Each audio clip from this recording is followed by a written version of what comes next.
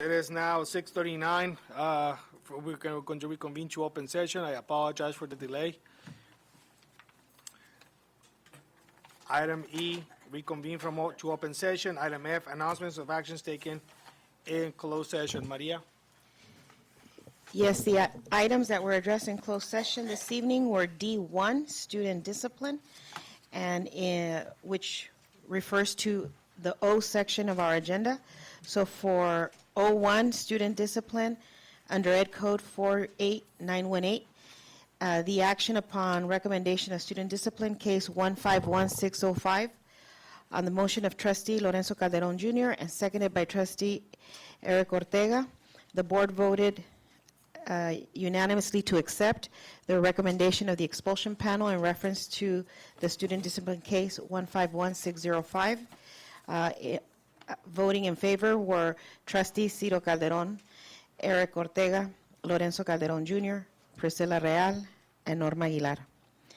In the matter of O2, student discipline 151604, on the motion of trustee Lorenzo Calderon Jr. and on a second by trustee Eric Ortega, the board voted unanimously to accept the recommendation of the expulsion panel in reference to student discipline case 151604. Voting in favor of accepting the recommendation were Ciro Calderon, Eric Ortega, Lorenzo Calderon Jr., Priscilla Real, and Norma Aguilar. In the matter of O3, student discipline case 151603, on the motion of trustee Lorenzo Calderon Jr. and on a second by trustee Priscilla Real, the board voted unanimously to accept the recommendation of the expulsion panel in reference to student discipline case 151603. And voting in favor were Ciro Calderon, Eric Ortega, Lorenzo Calderon Jr., Priscilla Real, and Norma Aguilar. In the matter of O4, student discipline case 151602, on a motion of trustee Lorenzo Calderon Jr. and a second by trustee Ciro Calderon, the board voted 5-0 to accept the recommendation of the expulsion panel in reference to student discipline case 151602. Voting in favor were Ciro Calderon, Eric Ortega, Lorenzo Calderon Jr., Priscilla Real, and Norma Aguilar. In the matter of student discipline case 151602A, the board voted 5-0 to accept the recommendation of the expulsion panel in reference to student discipline case 151602A on a motion by Lorenzo Calderon Jr. and a second by Ciro Calderon, and voting in favor were Ciro Calderon, Eric Ortega, Lorenzo Calderon Jr., Priscilla Real, and Norma Aguilar. And on student discipline case 151606, on a motion of trustee Lorenzo Calderon Jr. and a second by Ciro Calderon, the board voted 5-0 to accept the recommendation of the expulsion panel in reference to student discipline case 151606. Voting in favor were Ciro Calderon, Eric Ortega, Lorenzo Calderon Jr., Priscilla Real, and Norma Aguilar. And that was all that was done in closed session. Thank you, Ms. Ambris. Thank you, Ms. Ambris. That was item G. That was item F. Announcement of actions taken in closed session. Item G, comments from the public. The board will take any and all comments from the public related to an item on the agenda or any other item of district business that is not on the agenda. And as far as I know, we have one. We have Leticia Castro on the subject of retirement.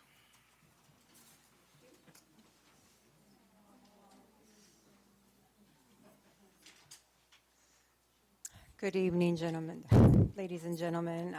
My name is Leticia Castro. In case you didn't know me, I've been working for the district for the past 41 years, and I submitted my letter of retirement, and I hope that it was approved.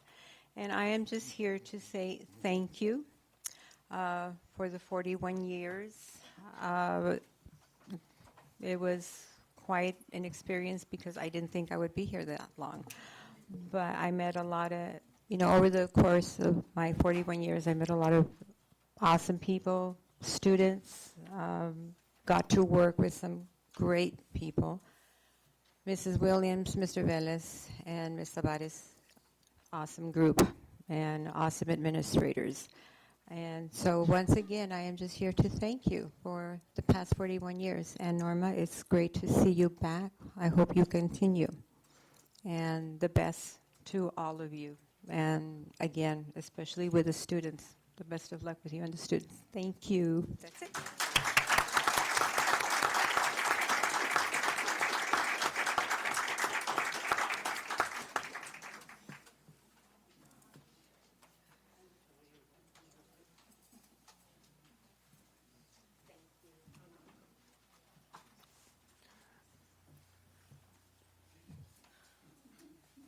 And Ms. Castro, thank you. Ms. Castro, thank you for your service. Thank you. Okay. That was the only comment that we have. So far, so good. Going once, going twice. Okay. All right. Item H, consent agenda. All items are being will be acted upon by one motion without discussion. Is there a motion to approve item H?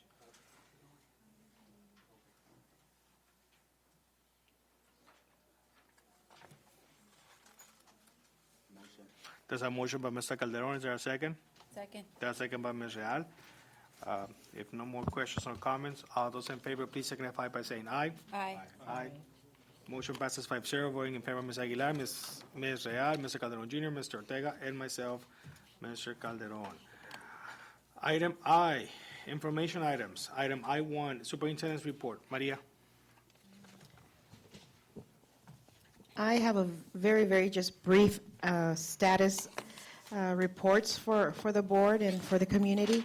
Our pool project is on track, it's on time, and if all goes in our favor, weather permitting and everything else permitting, our pool facility should be ready for, or our swimming pool should be ready for use somewhere in the first week of June. So hopefully it's coming to fruition very quickly. As you can see, the buildings are, the pool building is up in terms of the equipment house.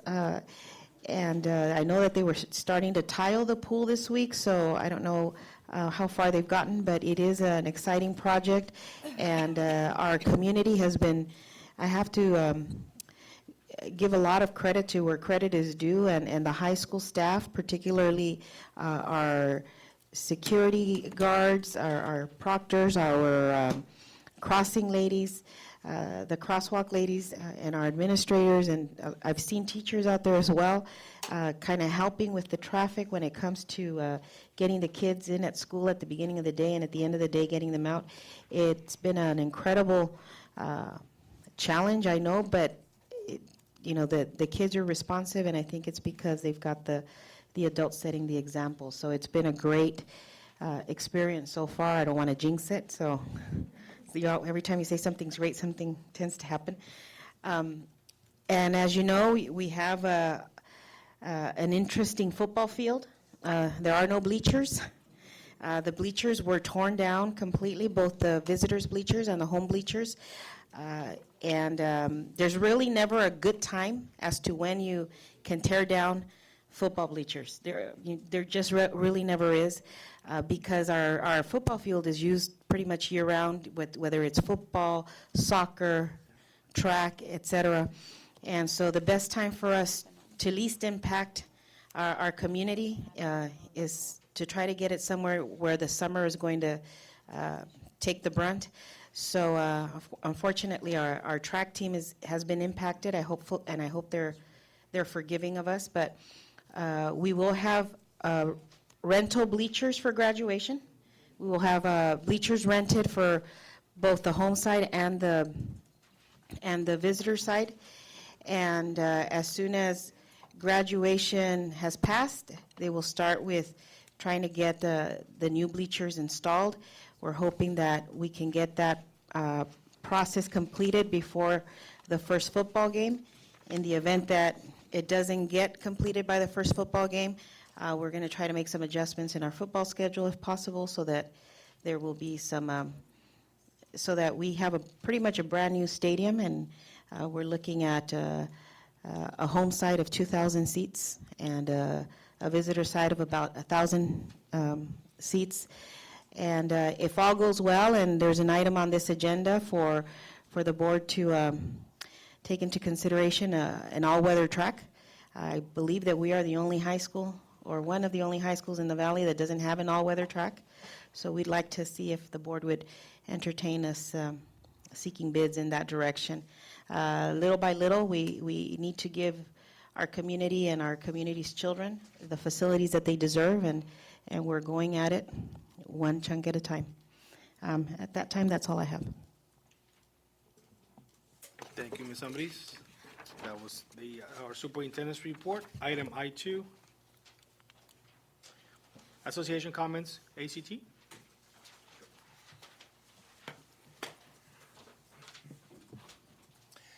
Good evening, ladies and gentlemen of the board, the district, the public, and of course, our teachers. If you are a teacher, would you please stand?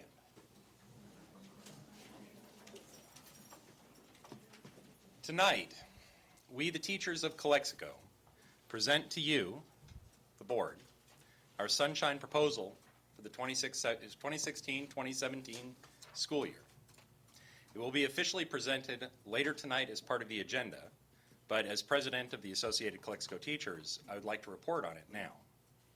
At the end of our negotiations last school year, the district and ACT agreed to open a single article for the 2016-2017 school year: salary and benefits. With this article being opened, ACT proposes the following reasonable requests. First, we request that an adjustment of 7.72% be added to our salary. This number doesn't come out of the clear blue sky. This figure represents the exact remainder of the increased cost of living as determined by the state of California that teachers in Calexico went nearly a decade without. This figure would make our teachers whole in terms of cost of living, and we feel this is a reasonable request. Second, in light of the teacher shortage, which cannot be denied, we are asking that the 3 instances of salary freezing on the certificated salary schedule be removed. At present, it takes nearly 30 years before a teacher reaches the top salary available. Why is this? We have 3 frozen salary steps: the 15th, 20th, and 25th years. So when a teacher reaches their 15th, 20th, and 25th year of service to our students and our community, they're rewarded with a freeze in their salary for up to 5 years. For the loyal teacher who is stuck with our district for decades, this is not the way to validate their service. For a new teacher, a teacher who is in high demand across the state, seeing that it takes nearly 30 years to reach the top of our salary, which, even after our negotiations last year, still ranks in the bottom quarter of salaries in the county. This 30-year period to reach the top salary does not make Calexico as desirable as other districts at a time when being desirable to new teachers is not only important to our district, but to the students who might sit in classes for a whole year with a substitute teacher instead of a credentialed teacher. So ACT proposes that we eliminate these frozen years, that we validate the experience of our veteran teachers, and that we try together to make Calexico the most desirable district to work in for our newest teachers. So we come to you tonight with this modest and reasonable proposal. We look forward to what we hope are smooth and speedy negotiations. At this time of healthy budgets and good relations between our organizations, there is no reason to have anything different. So we stand here tonight united, and that's what it says on the back of our shirts. United we stand. With the hope that these negotiations are peaceful and that these negotiations are beneficial to everybody. Thank you very much. And thank you, teachers. And now our teachers, a lot of them are going to leave now because they have families at home. And so please understand that that's why they're going. Thank you, Mr. Taylor. Thank you.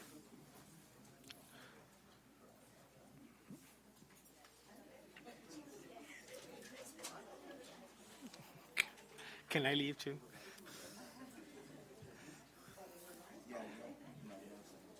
¿Qué pasó?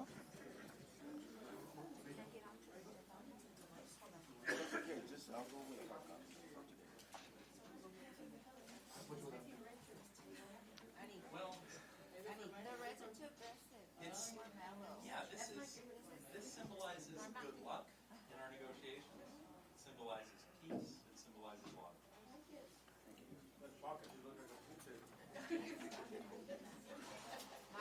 It's not light enough. They had a green that was kind of like that one. Okay.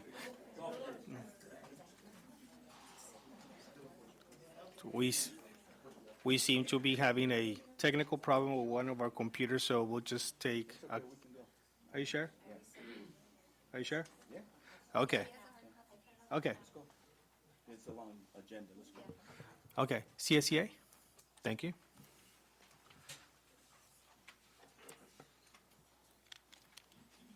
Good evening, board and audience. Sonia Redona, CSCA President.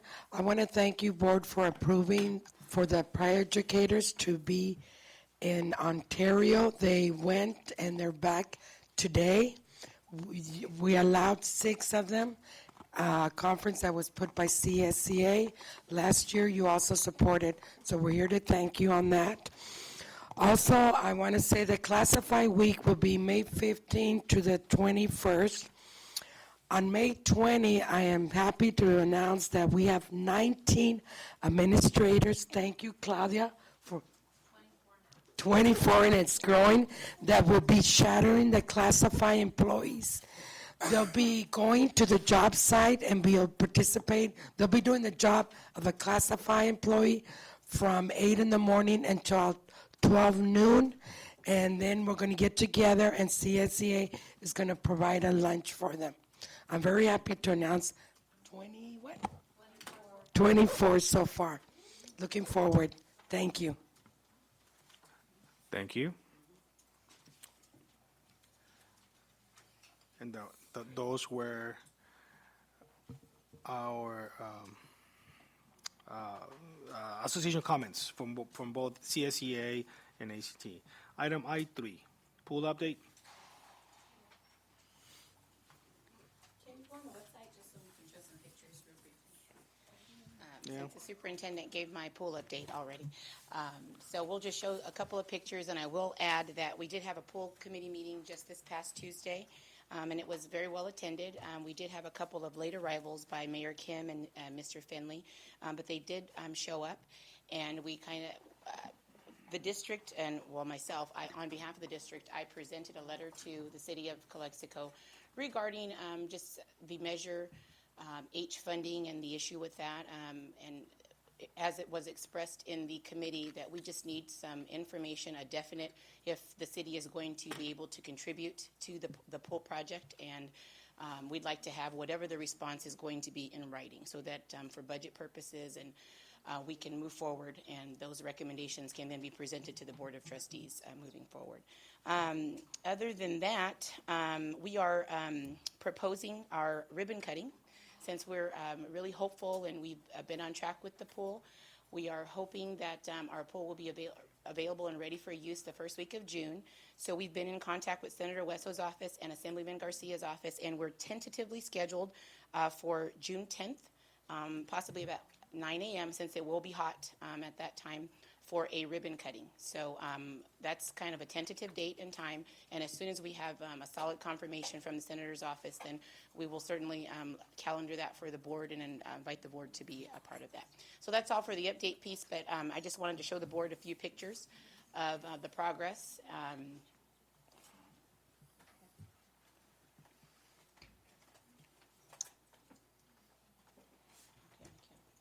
you get better?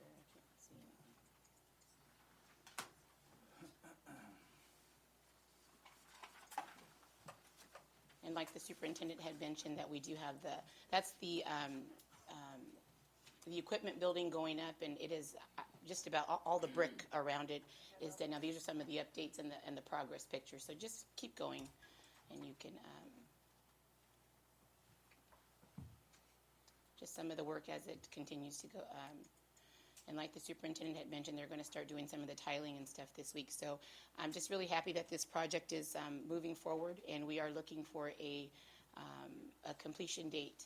And there it is. That's the equipment building there. And all these pictures are available on our website for anyone who'd like to go on and take a look. And we update them on the website after every pool committee meeting, so you can stay abreast of that that way. So that's all for my update for the pool. Thank you. Thank you, Ms. Randall. Facilities update.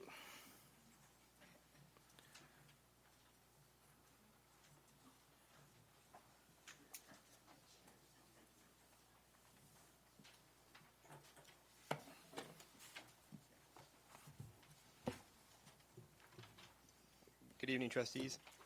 I'm going to show a couple of pictures here to show you some of the projects that we've been working on for facilities. All right, here's our new security fencing that's going in at Dual.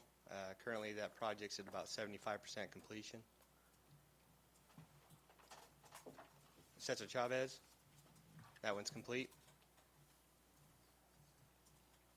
Here's the new entranceway that M&O personnel has built over at Blanche Charles.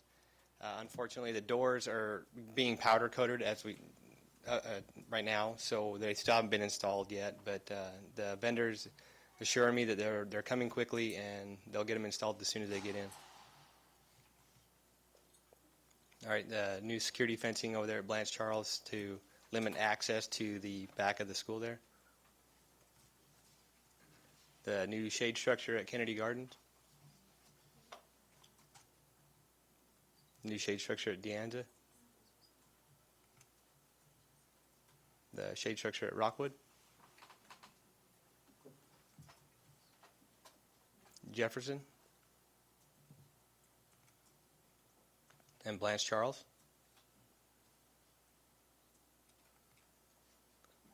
William Moreno.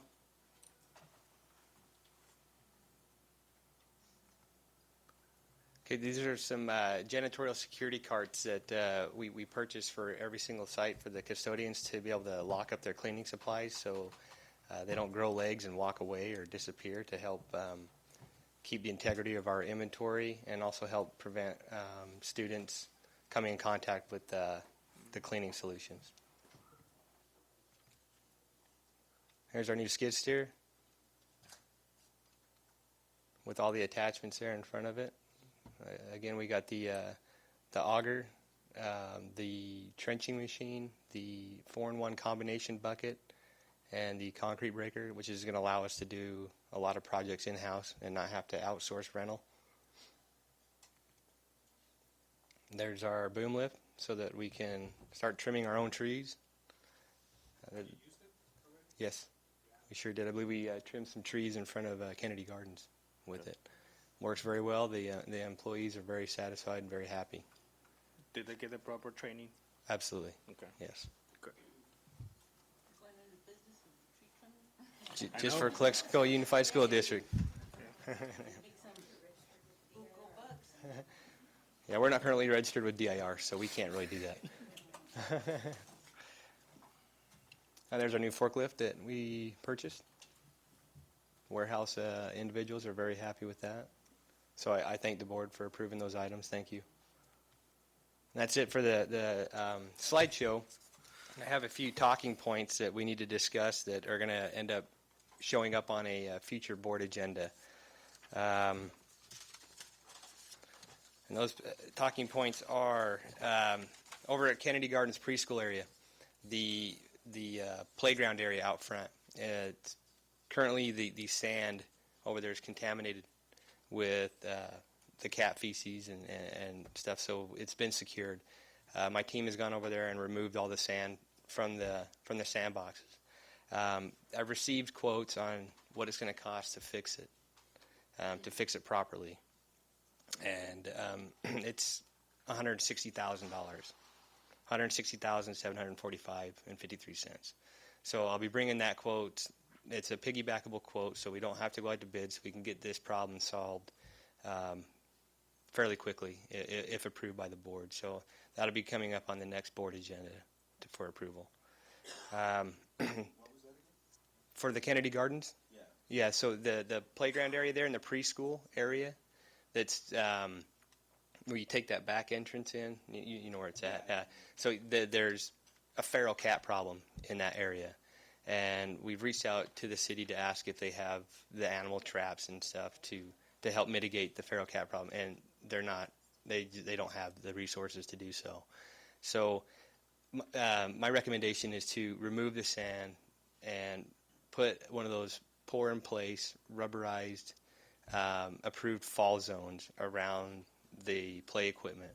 And in that quote is also to remove that shade structure that's currently welded to the building there. It's a non-approved shade structure. It's not DSA approved. It was something that was done years ago, apparently.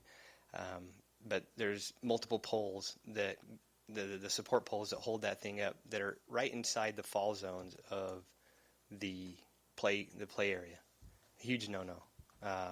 So with this quote, it's going to give us 2 new shade structures over that area, DSA approved shade structures. Excuse me, a new play area or a new play structure for the kids to play on, the pour-in-place rubberized flooring.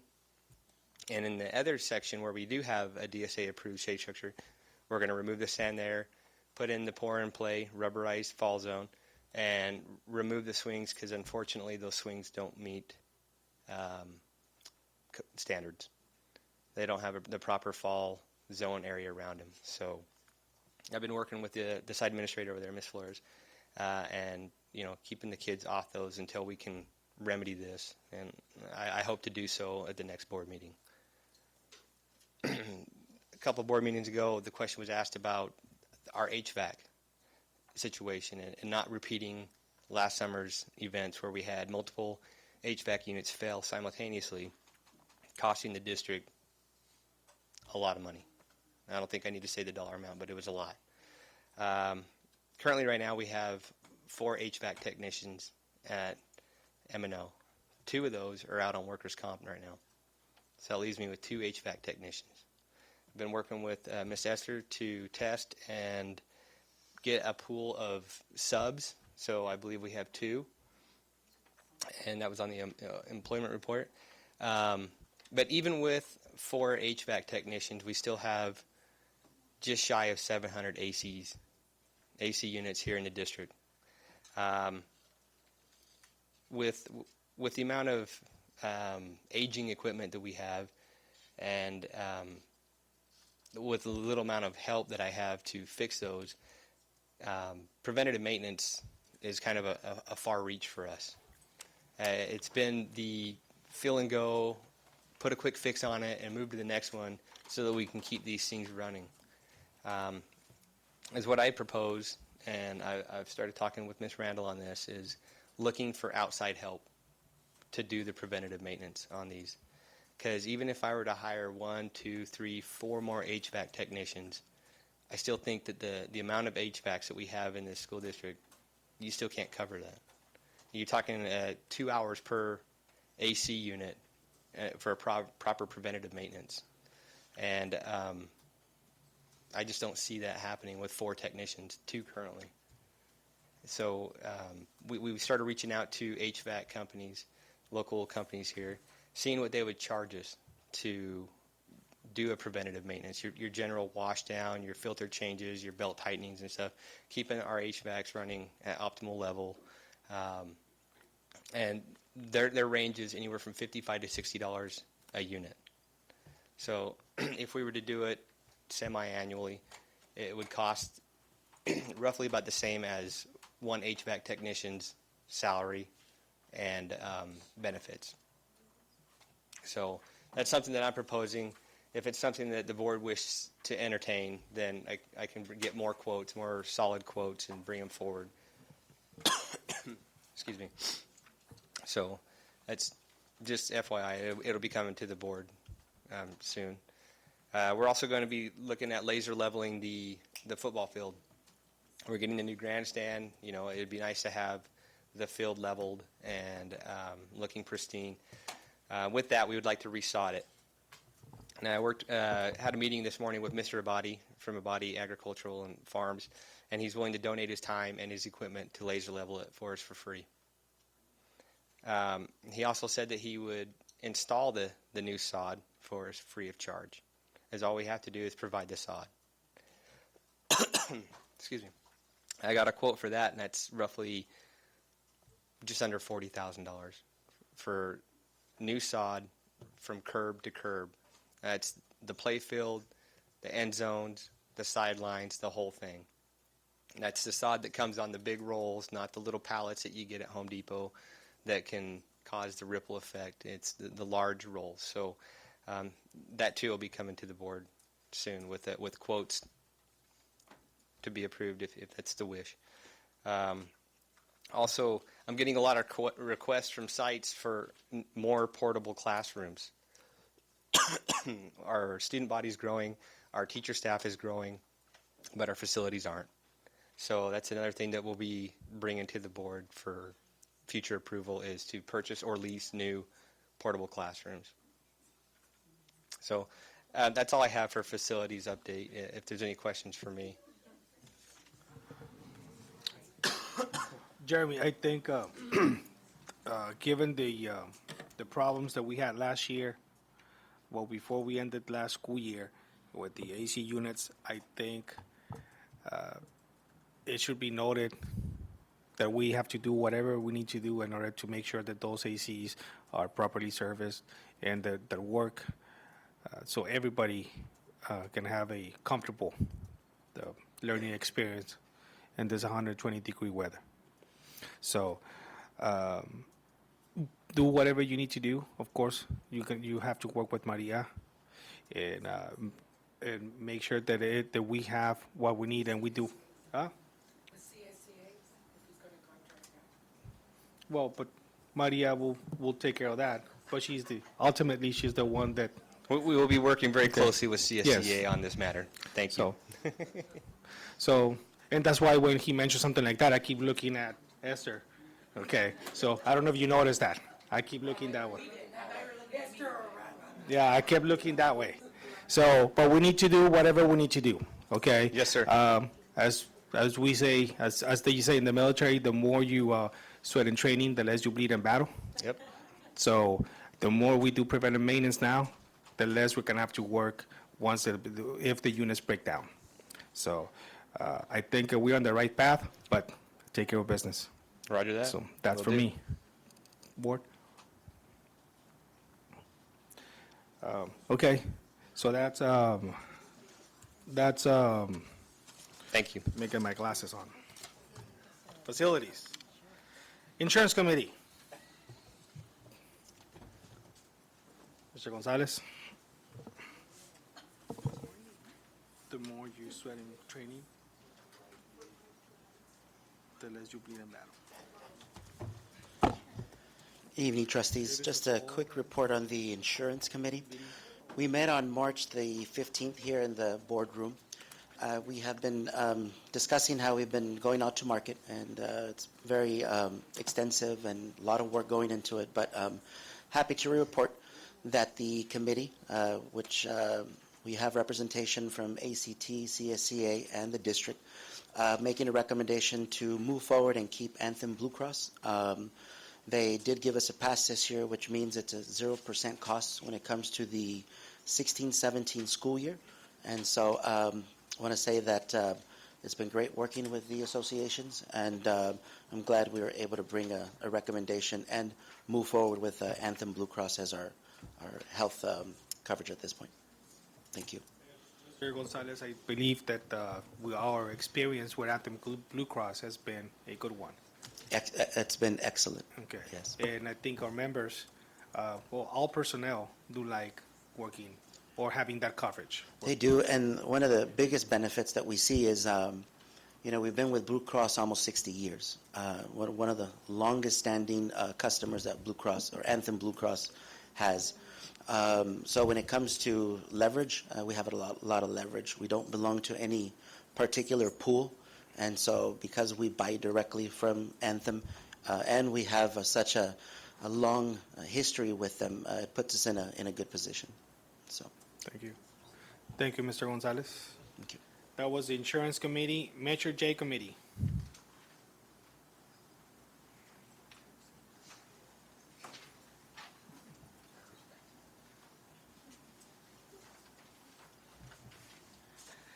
Good evening, trustees.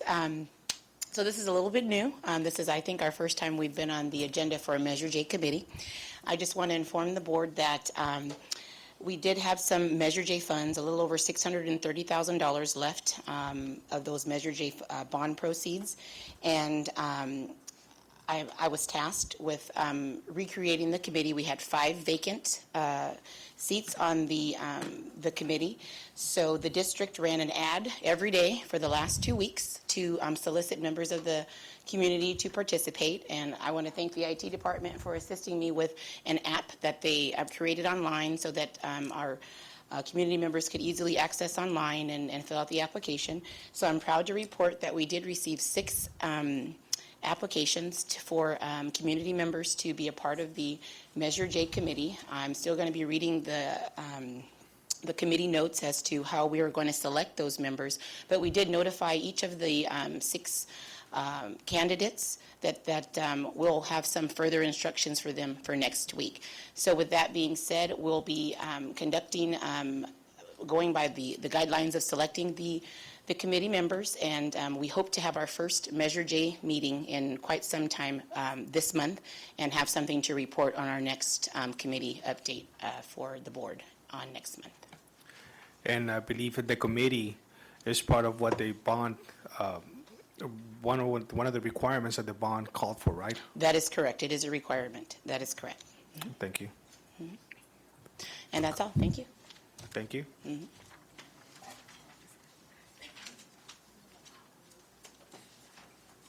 Okay, that was Metro J Committee. Mr. Calderon Jr., ROP report. Yeah, good evening, everyone. Good evening, everyone. As I mentioned last meeting, IVROP was going through some administrative changes. Recently, they hired Mr. Juan Campos as the assistant superintendent for CTE, and Mr. De La Torre assumed his responsibilities, Mr. Campos' responsibilities, and he is the project manager for Éxito 1 and Éxito 2. Our next meeting is next Thursday at 6:38 a.m. You're all welcome to attend if you're in El Centro on Broadway, and that's all I have. They do serve breakfast if you attend. Thank you. Next in our agenda is Safety Committee. Ms. Ramirez. Good evening. We have our next safety committee scheduled for tomorrow from 1 to 3 here in our boardroom. And I am glad that a lot of things that were reported, which has to do with the fencing, the AC, are important issues that have come up in our safety committees. We do have, for tomorrow's agenda, we're going to be reviewing the LCAP goals that are related to pupil engagement in climate and safety. And that's it for our safety committee. Thank you. And last but not least, LCAP Committee. So we continue to hold meetings for our LCAP. I did provide an update, this LCAP update number 3. And so on the third column, we went ahead and provided everything that has been done since the last time. I'm not going to go into detail over everything, but we continue to work with our different committees. We are currently having a lot of meetings regarding our textbook adoption, and teachers are meeting and reviewing information. We also continue to support classrooms with the support curriculum. We continue to hold also PD for our teachers and our staff. In terms of technology, we've been supporting the sites with whatever equipment is needed to support the SBAC testing. College and career readiness, we continue to hold TRIS for students. We have begun the summer school planning, and that you'll find in the college and career readiness goal. In terms of pupil engagement, we continue to work with our parents and our counselors to provide services for our students. We continue to have trainings. We have an upcoming CASWA training, which is for, child welfare and attendance. We have different sites implementing different types of positive behavior programs, such as character counts and conscious discipline. For parent involvement, we have our parents from our DLAC and ELAC that continue to participate in our different parent LCAP forums. Our LCAP forums, we've had, was it yesterday? Yeah, because the day before. So yesterday we had our parent forum on goals 7 and 8, which refers to safety and our English learners. We had good discussions on parent concerns in regards to safety, including our traffic, our streets, and so on. On Wednesday, we had our core committee, first core committee meeting, good discussions, and the focus was all about student learning.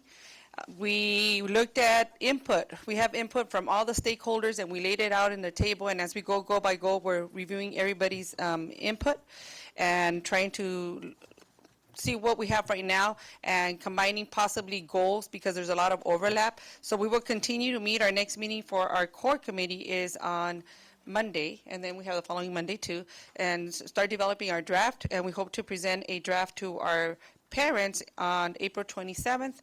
And now we'll be meeting with ISOE next week to kind of look at where we're at with our draft and get some support from them. And so lots of work with LCAP still coming up.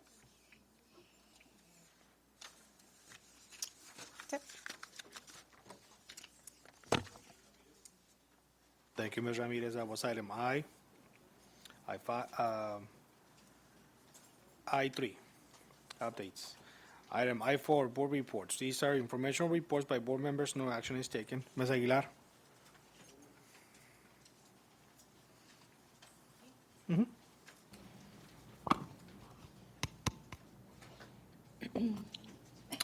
Good evening. I have several items I'd like to talk about.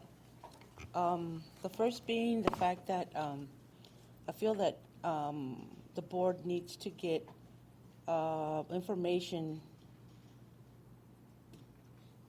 as to what we're doing and in the short term and in the long term. At the last regular meeting, I did ask that we have a board retreat, and we did schedule a board retreat, but the agenda was packed with things that needed to be taken care of in the next couple of weeks or what like that. And that's not the purpose of a board retreat. A board retreat is where we interact and we develop our shared vision and our shared goals. And I'd like to propose that we establish a date to have a board retreat where we have items that each of us wants to talk about or wants to get informed about. You know, case in point, we just spent, millions of dollars on the bleachers. I looked at the, and I support it, don't get me wrong, but I saw that the information was available or was provided to the district since January. We're in April. Or the letter, or I guess when they started, they initiated the discussions with the piggybacking. That started in January. And we don't hear about that till right now. So that's the kind of, we're getting delayed information, and I don't think that's fair to the district or to any of us when we're making those decisions on an emergency basis, if you will. So we need that retreat to establish short and long-term goals. Each of us needs to submit topics of discussions and not get an agenda that doesn't address our concerns or our questions. So I'm asking, Mr. Board President, that, if you set a date, that you ask the balance of your board to provide items first. And if there are some very pressing things, then make the decision either to make a second meeting and take care of those items. Don't pack it into the retreat. No.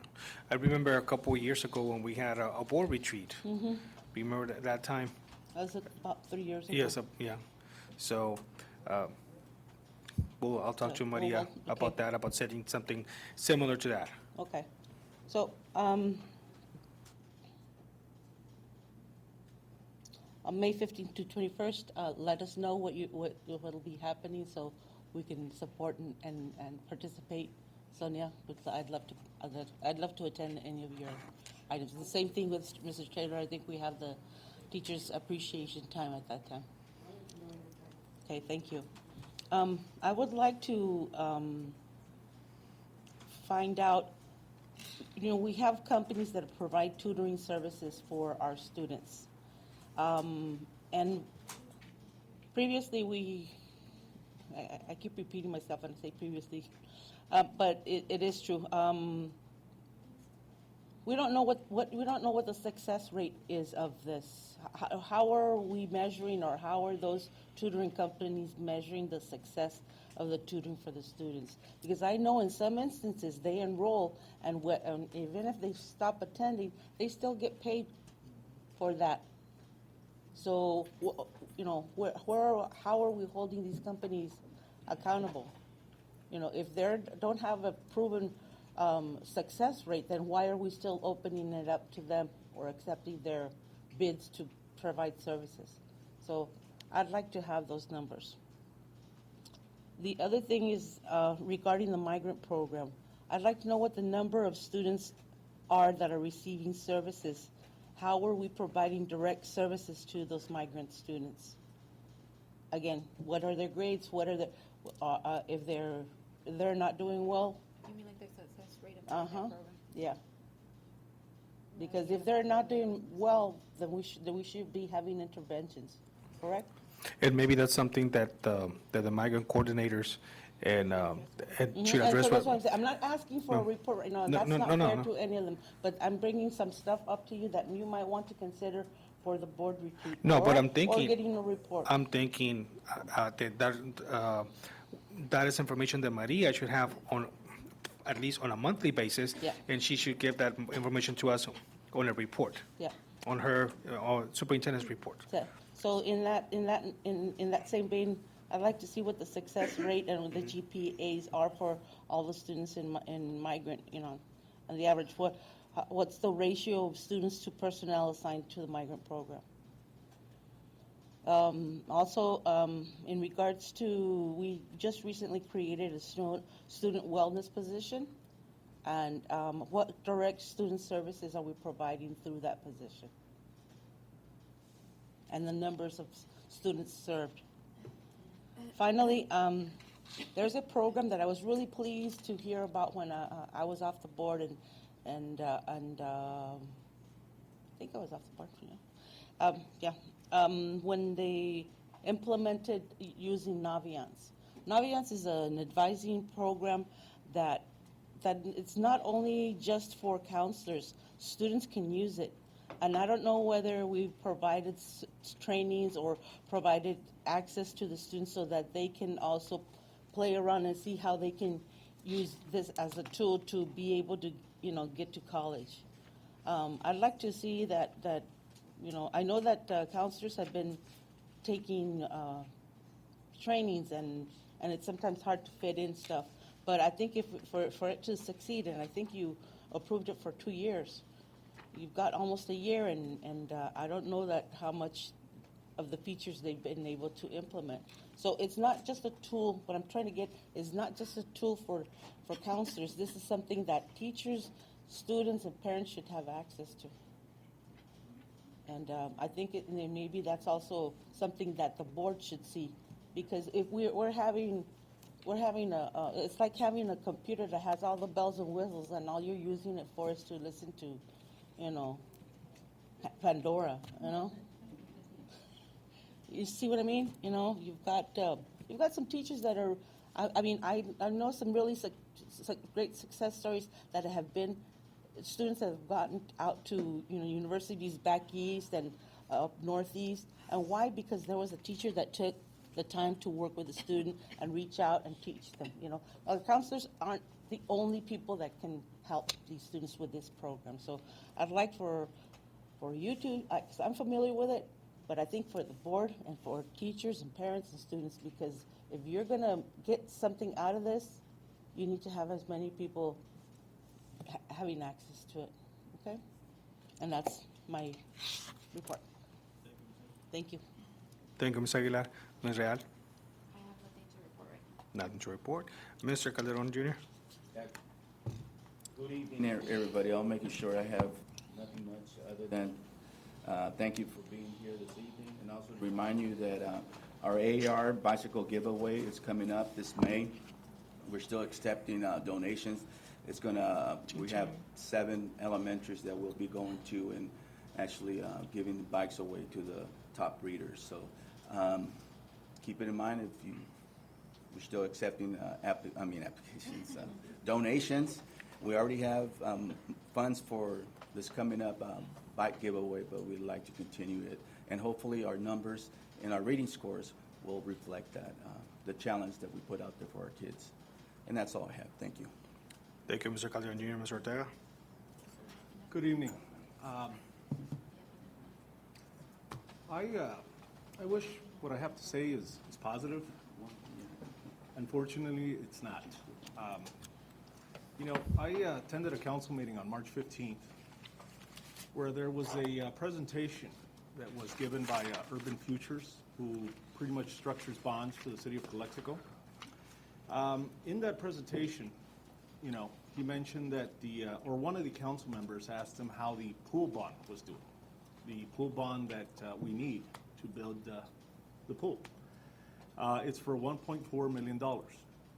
He indicated that that bond was fine and that the proceeds belonged to the district. Well, I wasn't going to say anything at that meeting, but I got up, I submitted my slip, saying decorum is here, and I submitted to the council that that was incorrect, that that bond, the status it's not in good standing, that it was structured wrong, and that from that $1.4 million, the district is only getting $71,000 after there's been debt service since 2011 for $416,000. Okay? The original bond was for 1.8, meaning $400,000 of that bond went to fees. Now, those were readily available to them. That was remitted immediately. So now that we need the 1.4, based on it not being structured right, we don't have access to it. What angered me about that meeting is that this gentleman still accused me of submitting false information and that he would challenge it.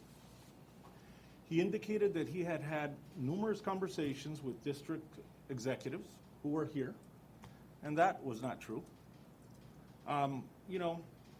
I'd address him as a gentleman, but following that meeting, there was another meeting with our superintendent and our assistant superintendent, and given his lack of respect for them, and first and foremost, they're ladies, and they should be treated as such, I won't address him as a gentleman, just as a man. He questioned my credibility that day, and there's 2 board members, our superintendent, that went to Sacramento, took the time out of their own personal time, our board members, to hear for themselves what's really going on. And what's really going on is that we're getting $71,000. We're not getting 1.4. So imagine paying pretty much $800,000 to get $71,000 back.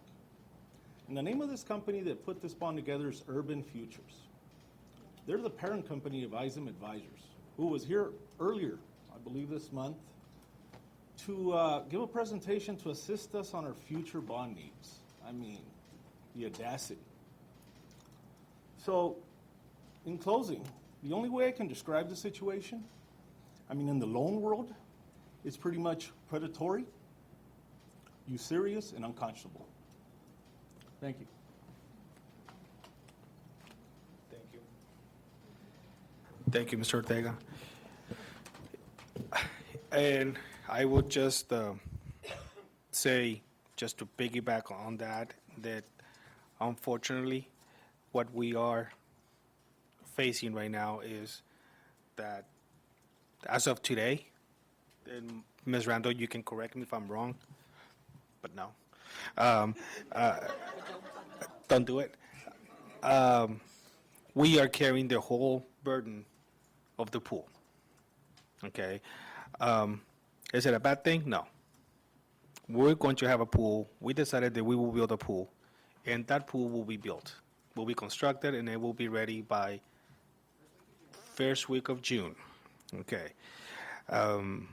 As they say, we are the elected officials, and we will be the ones going to Sacramento, to Washington, and to fight the fight, as they said. But we are going to have a pool. We are going to continue with this project. Bills are getting paid. The reason that Ms. Randall submitted that letter is because at this point we have spent the monies that we have received. Right. So it was time for them. It is time to use those Measure H and other bonds monies. So what do we do? At this point, we just continue forward and get the pool done. So thank you, Mr. Ortega, for giving us that update.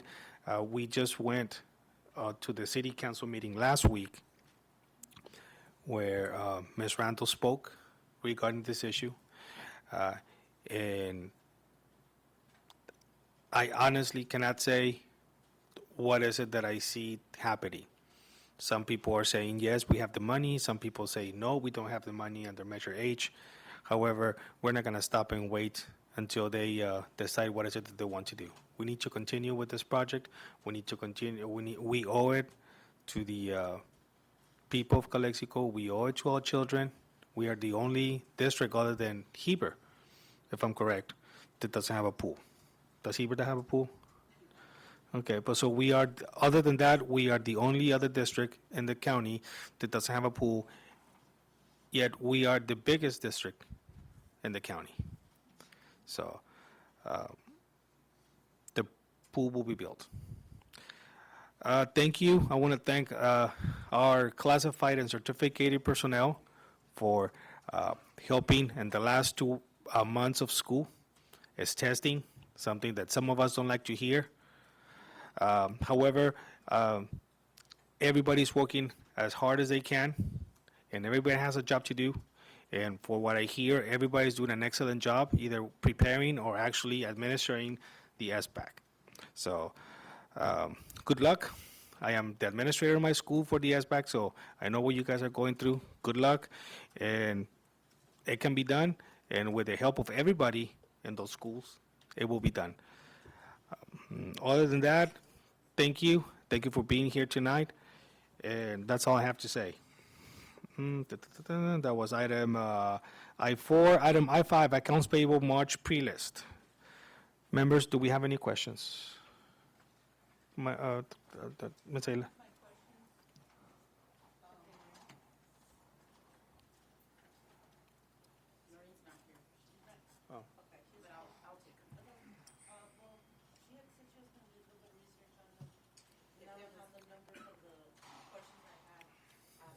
I emailed you 3 responses this afternoon after she was ill today, but I emailed you responses to your questions from yesterday. Can you tell me about it? Because I don't have, no. I'll try to remember. I think one of them was regarding, One was regarding ERP, uh-huh, the payment on the pre-list for Desert Consultants. yeah. And we had talked about all of, and your question was just how much was the balance in that? So that's work that's been, that we're bidding out. As a matter of fact, there was a job walk that was done yesterday for that. And all of the Jefferson work has been completed to date, and we're going to be able to keep those funds. It's going to require us paying back some of the funds in which So it's like, was spent. So it's going to be some moving of funds around, not necessarily to the unrestricted general fund, probably to the Fund 35, our bond fund, and some other funds. But all of that work in the ERP for Jefferson has been completed. I know that was a concern for the board, that we'd have to send those funds back. Well, we paid for it. It's all been completed, so we're going to reimburse those funds and those avenues in which we paid for that. So they did the job walk yesterday, as a matter of fact, with the architect and with Mr. Nielsen and all of the potential bidders for the ERP projects district-wide. So then that's, you'll see some, at a future board meeting, some bid packages coming through for the ERP work to be done throughout the summer and before the time frame on that expires for the ERP. The second one was more of ed services. It talked about the tutoring services. Yeah, it was And related to what you had made in your comment, and I don't know the specific to that off the top of my head, but Elisa can answer that. Right, okay, thank you, good. And then she has the third question regarding the, was it sex education? Or Yes, thank you. So I'm going to let Ms. Ramirez. So you had a question regarding the professional tutors for CUSD. And so this is the extended learning time. The SES tutorial services are for targeted students, and this is because of the No Child Left Behind. The CDE provides us with a per pupil allocation of $1,000.57 per student, not to exceed 20 hours for tutoring services. This was approved by our board on October the 22nd. This is only one of several companies. Right. And we pay up front and then we get reimbursed.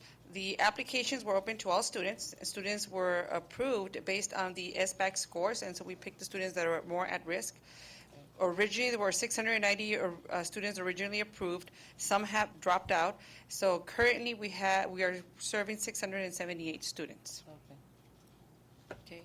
Regarding the comprehensive sexual education courses, new legislation came out regarding comprehensive sexual health education, HIV/AIDS prevention education, and so the new laws became effective on January of 2016. So what we have done, we've been meeting with some of the vendors that are out there, and we did participate in a training with a program called Cuídate. So they were going to give us just like the highlights. It wasn't a training of the program, but kind of give us an idea of what the program entailed in the lessons. We had curriculum district members participate so that in case that we needed, we would be part of the trainers from here to the end of the month if it is that we had to train. We also invited our current high school teachers that are teaching this program. We have an outdated program because of the new law. There's new topics that are included, and so therefore we have to look for a new program. We also invited our principals, some assistant principals, and our counselors at the junior high level.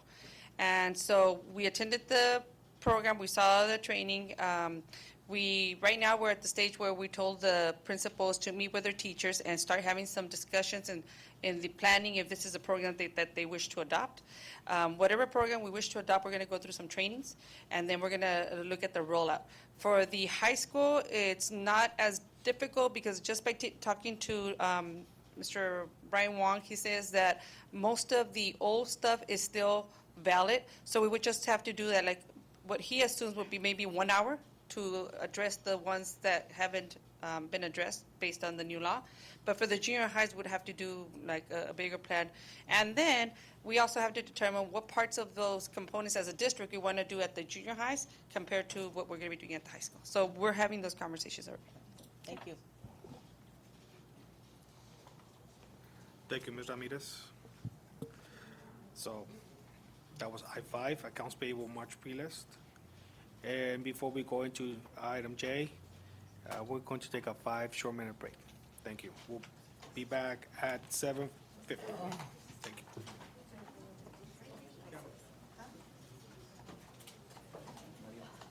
Our meeting, it is now 7:51, and everybody's back except Mr. Calderon Jr.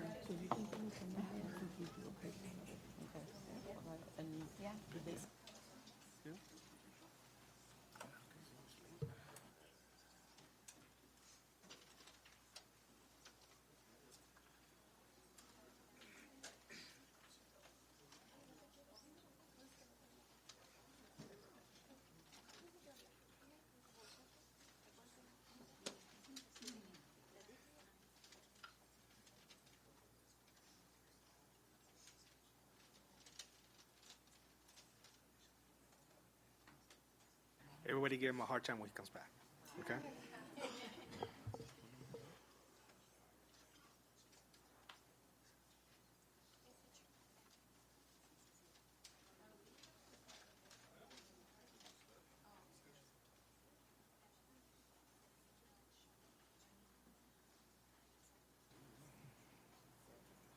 Okay, so it's 7:52. We're back from our break.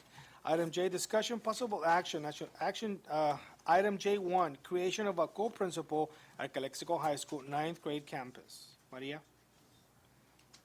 Oh, me. Okay, so Well, this item was put on there at your request. So, for many years since we started, not the division, but since we started putting the 9th grade kids at the old Dianza Academy, at the Dianza site, we have seen the need for a more, I don't want to say an administrator with more power, but somebody that can share the responsibilities of the principal. As you guys know, the principal, the high school principal is in charge of 9, 10, 11, and 12. However, the 9th grade academy is located at a different site. So, I brought up the item after a lengthy discussion with several people, after discussion with Maria, regarding this possible new old job. So I asked Maria to get something in writing. I talked to Carlos regarding Mr. Gonzalez about looking for other districts that do have similar positions, and Maria did send us a list of pros and cons, if I may, regarding this new position. So, at this time, I would like to see what the board has to say about that. What are your thoughts of such move? Well, in essence, have someone that can make decisions at that site, because it is a different site. I mean, we do agree on that. There are different issues and there are different concerns. So I agree. I think there should be a co-principal. My only question there is we currently have 2 assistant principals, correct? Yes. No? At that site, it's going to, Well, there are currently 2 assistant principals. Okay, but if we all voted on having this position open, we would only have one and one, right? That would be up to the board. That will be up to us. What would happen? There'd be a description or place? The idea is, well, I have several ideas. One of them would be to have a co-principal and an assistant principal. With the co-principal, still works with the high school principal, because the high school principal is ultimately the person with the last word in regards of what happens. However, as you mentioned, having a co-principal gives the ANSA or the 9th grade academy the ability to make on-the-spot decisions. So then they have the ultimate decision, and then they would just consult it with Ms. Williams. That's Well, what you're saying? yes, exactly. Yes, it will be a consultation. However, on-spot decisions that they need to make at that moment, the co-principal could make those decisions. Okay, so and it's also having somebody at the site that is seen as not only a leader, but somebody that is in charge. Okay. Yes, exactly. So, Maria, how many students do we currently have in that site? About 800. 800. We have a little over 800 kids at the In the 9th middle grade. of Kiki and Willie. I agree too, but I think that we need to do a little more homework on this. Absolutely. It's a good discussion because we do need someone to take action right away, especially with these days. A lot of things are happening when it comes to safety and so forth, and that someone needs to make a decision. And I agree with that, but I believe that the administrators and the staff need to meet see what the advantages, I mean, because you gave us the pros and cons, and I think by far the pros outweigh the cons, but let's ask the people that are out there working and see. Yes, and this is discussion possible action. No, my purpose for this item wasn't to create the position right away. Yeah. It is It's a to good talk discussion. about this and to weigh like you say, weigh the pros and the cons Yes. regarding this position. And that was my intent, not to say, yes, let's create a position and have Maria, no. No, this is just for us to open dialogue. Yes, Ms. Aguilar? I mean, there is concern out there. I mean, sometimes they want decisions right away, but they have to go through the chain of command, and it's understandable. Again, if there's meetings among the administrators and wherever the powers to be, maybe they can come up with a solution, because, I mean, it does affect the budget, everything else that comes with it. I mean, the safety plan and everything else that has to be changed if we're gonna go that route, but I think Maria can come up with a recommendation and give us Ms. her Aguilar, 2 cents. did you have something? So earlier you made a statement in terms of it'd be a co-principal, and sometimes he'd have to or she would have to consult and sometimes no with it. So what kind of autonomy would we be giving that person, and what kind of leadership standing would that person be if they had to consult? And who's going to determine what consultation process goes on? So that's why we're here. That's Yeah, why. and look, I'm just Yeah. playing devil's advocate. Yeah, that's why we're here, and actually, that's something that Maria and her administration need to give us. They need to give us their input and see which way would be the best, which way would be the best to go, and which would serve the kids better. Ultimately, that's what it comes down to. What is it that will benefit the kids better?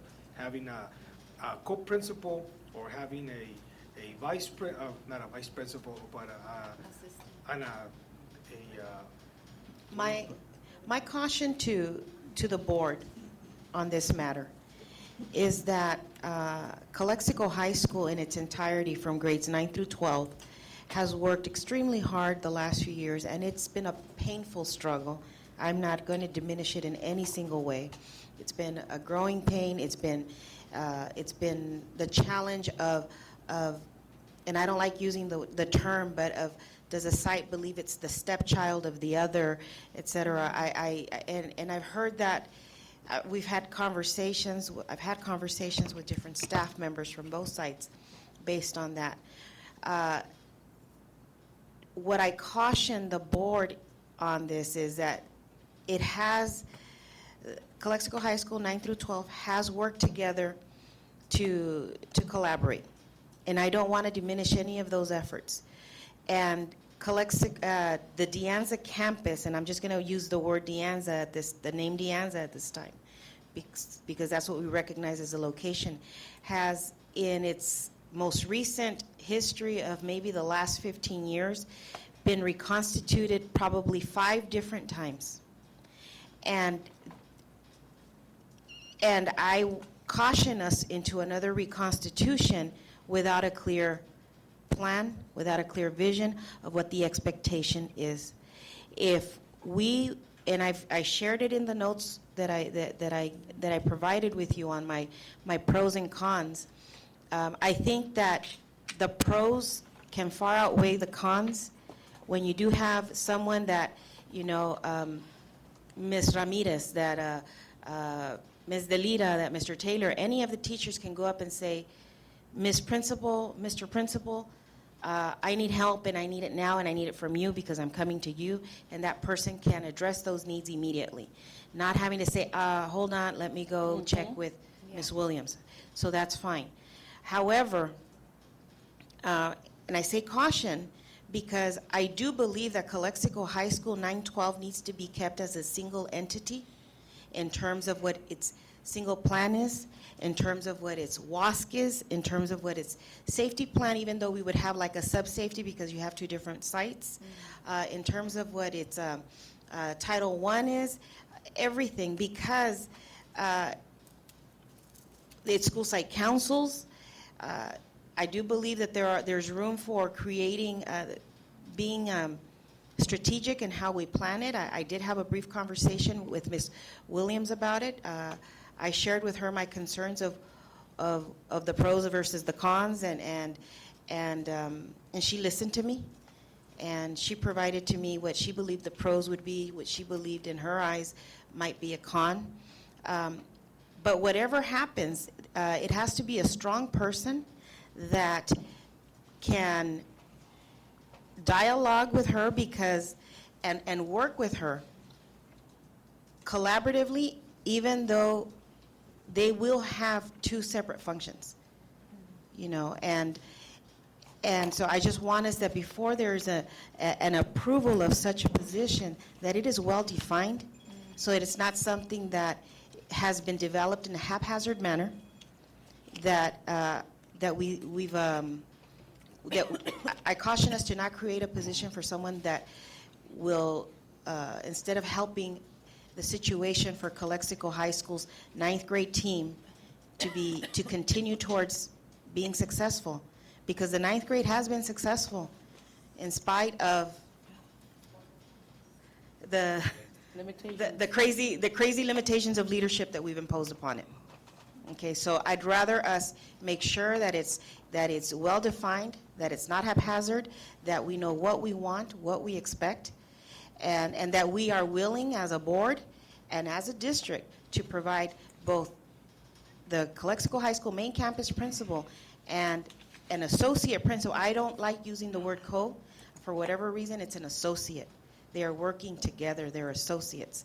And an associate principal, we have to be willing to provide both of them our undivided support, whoever, in the event that this is the way the board goes.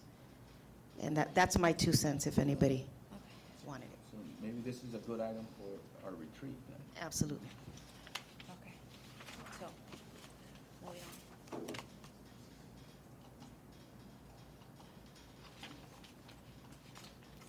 Got it? Get it, James. What to do? There you go. Okay, so We need to mention he meant 803. just let him know that he stepped down and taking Okay. over. Trustee President Calderon had to step out. I'll be running the meeting going forward. So what are the wishes of the board for this item? I say we table it and maybe put it on a retreat and Table it. discuss it with, allow Maria to gather more facts on this position and input from the staff as well.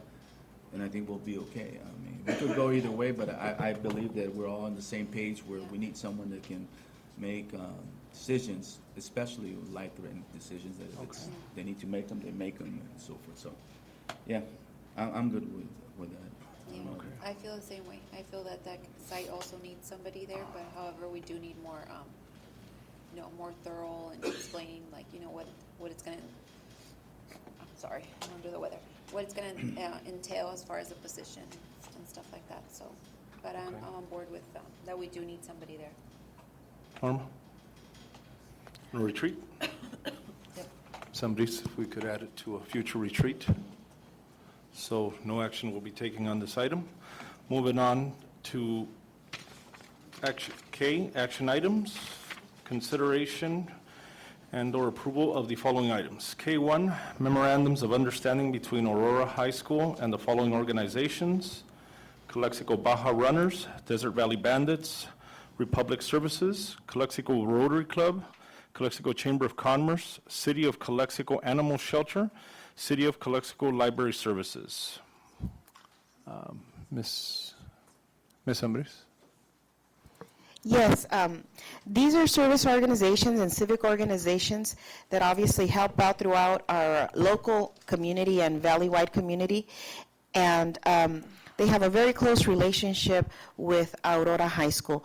Mr. Moreno, it's our Director of Alternative Education, encourages his students to participate in community-oriented activities more than anything else, so that our kids are exposed to opportunities for growth, and they see the worthiness of volunteerism. And so one of the recommendations from Mr. Moreno is that the board formally adopt a memorandum of understanding with each of these organizations. Not that it's necessary per se for our kids to participate with them, but so that there is a more open and formal relationship between these organizations and our district, because they do help our students in giving them opportunities to volunteer within our community. And it is Mr. Moreno's recommendation, and mine as well, that our board approve these MOUs. Is there any discussion? So what do the MOUs entail? What the MOUs entail are, it defines the types of activities that our students are involved with. It also outlines that there's the waiver, of liability, et cetera, for our kids when they're with them. These are all done on weekend hours, and no one is ever obligated to do this in lieu of any type of discipline. On the contrary, many kids do it because they just want to participate, and it just outlines the different activities that these organizations stand for, and what kind of activities the students can participate in with them. So what process are we following to have these organizations approved? Like,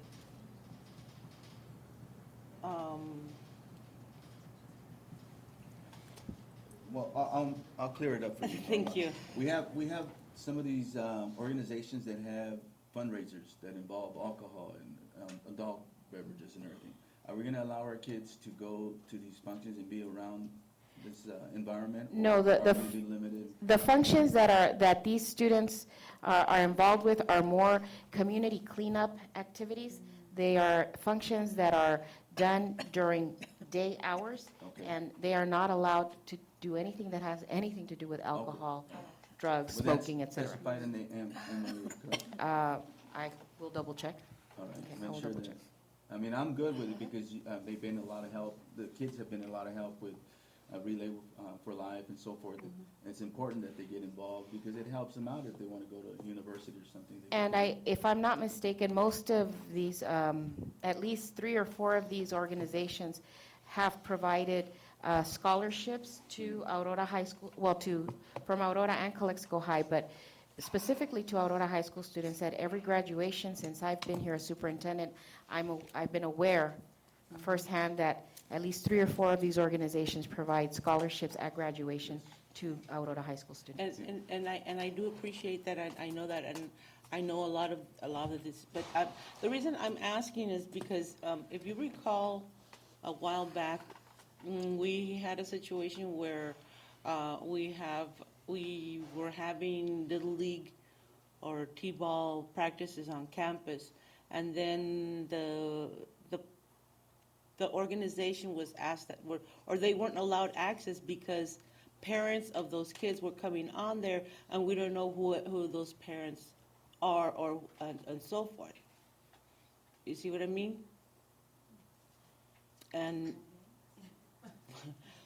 so, Well, I've not been aware that any of our campuses have been closed to that's why I'm a little perplexed with that question. I've not been aware that any of our parents have been kept from our campuses after school hours. I know that, for example, I'll just speak to Pop Warner. Pop Warner parents have had access to the high school for many years by way of No Name Field, by way of the Circle Drive Fields, and we don't know where any of the parents, quote unquote, have come from, but we've allowed them on our. Elementary. This kind of happened like maybe about a month and a half ago. I know what you're talking about, but see, the situation, the difference in that situation is that we have students, the times that they were asking to access our campuses was during the after-school ACES time. And so therefore, because we still have students on our campuses up until 6 o'clock through the ACES program, then we couldn't afford them the opportunity to use the fields prior to the exit of our students at that time. I see. Okay, because at the high school, it's very different. So it wasn't because all of it the- wasn't because of the parents? It wasn't because of the parents per se. It's because we still are responsible for our minor students that are under our charge in the ACES or ASES program up until 6 o'clock. And therefore, I can't guarantee that anybody from the community because it's not just parents, it could just be anybody from the community coming onto campus. We wouldn't know who's a parent, who's not a parent, and we are charged to protect the kids that are on our rolls up until 6 o'clock. Okay? Ms. Zambrís, the only request I have is that MOU states that at no time will they jeopardize the safety of our kids.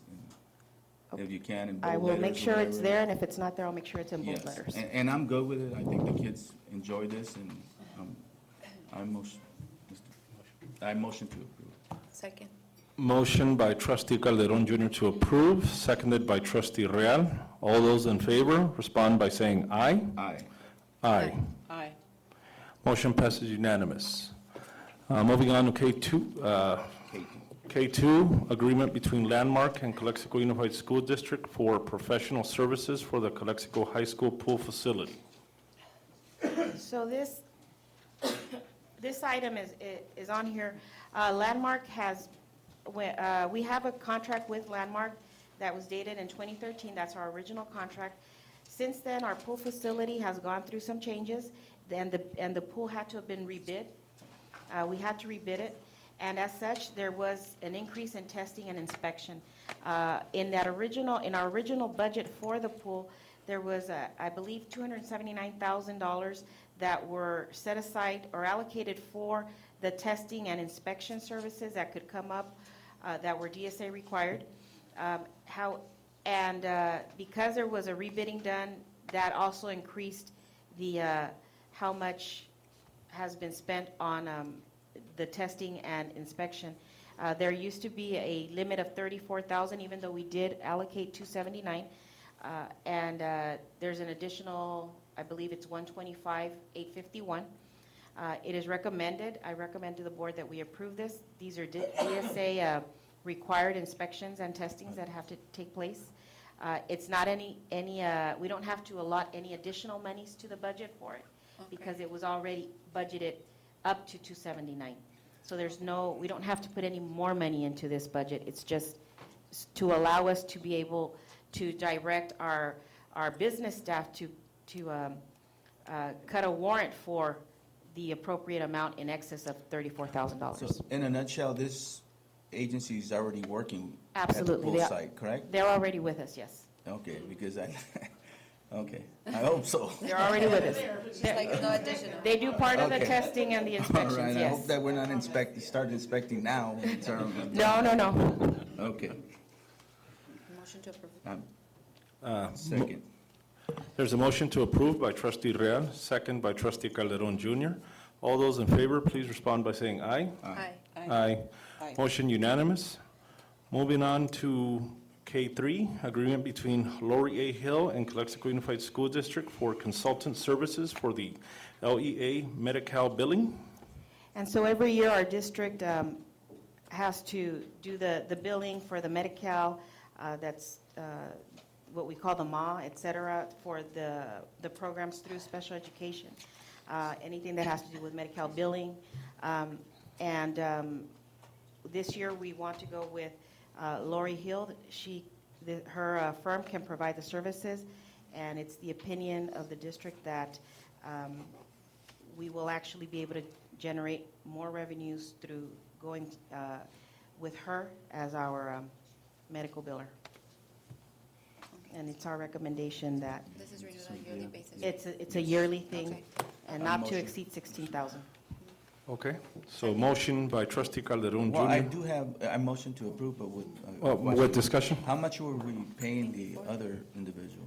I will have to defer that question to Mr. McFadden.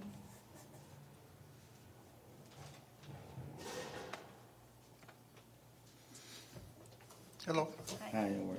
Okay, for this particular contract, and I was speaking with Mai, for Lori Hill coming in, this is kind of a little separate component.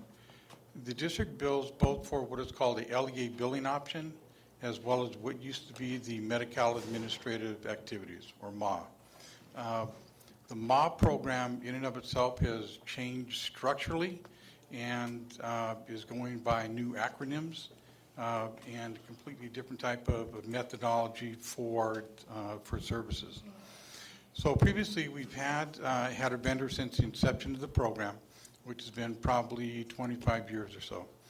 And the purpose and the function for the vendor is, number one, to make sure that from a procedural standpoint, that we're following all the federal and state laws associated with the appropriate Medi-Cal billing, to be able to create and to develop forms for us to be able to bill appropriately, and then to provide some degree of consultation.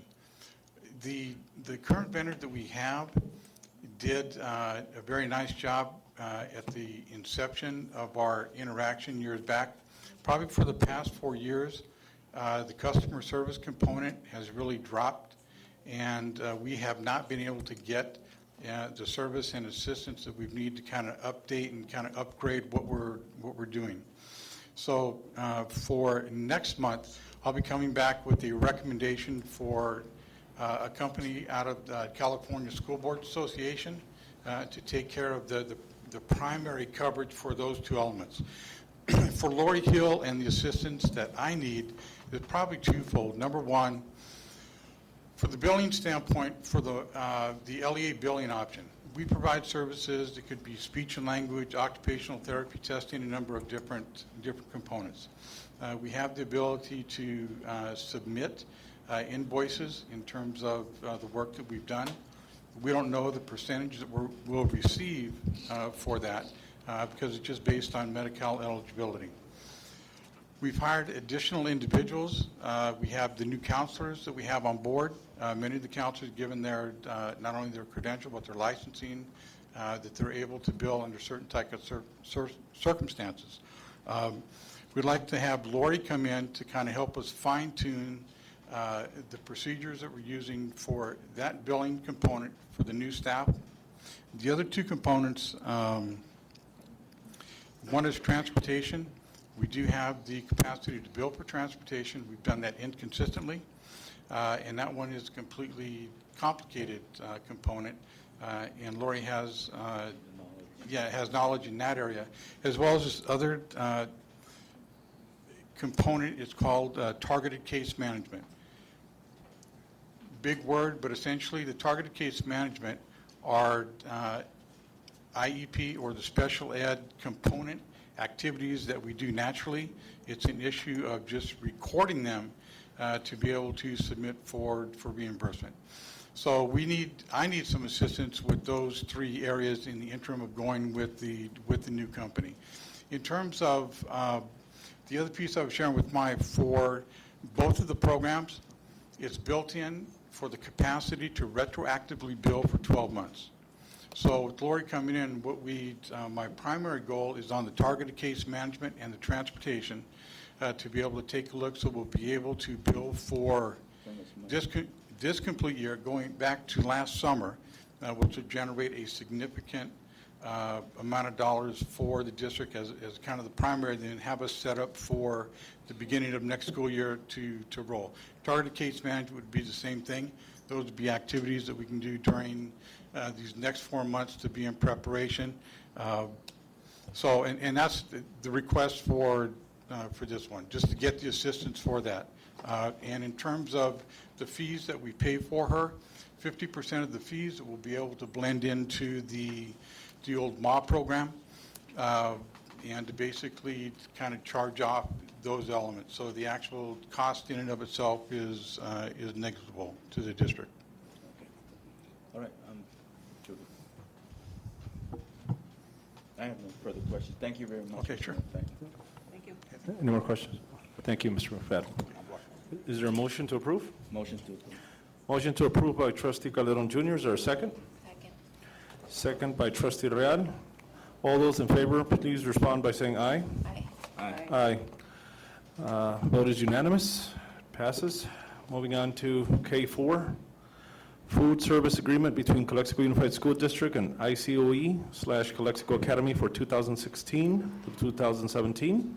And Calexico Unified provides food services for ICOE's Calexico Academy, which is our community school here in Calexico down the block.